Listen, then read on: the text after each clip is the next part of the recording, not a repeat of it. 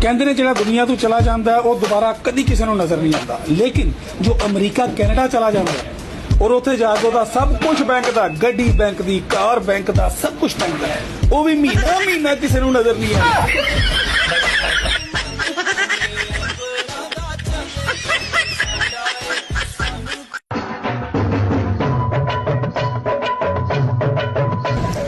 ਮਹੀਨਾ ਮੁੱਕ ਗਿਆ, ਸਾਰੇ ਖਰਚੇ, ਸਾਰੇ ਬਿੱਲ ਕੱਢ ਕੇ ਕੁੱਲ ਮਿਲਾ ਕੇ ਬਚੀ ਹੈ ਕਾਫੀ, ਉਹ ਵੀ ਇਸ ਵਾਸਤੇ ਕਿ ਅਗਲਾ ਪੂਰਾ ਮਹੀਨਾ ਕੰਮ ਕਰਨਾ, ਬੰਦਾ ਫਰੈਸ਼ ਹੋ ਜਾਂਦਾ।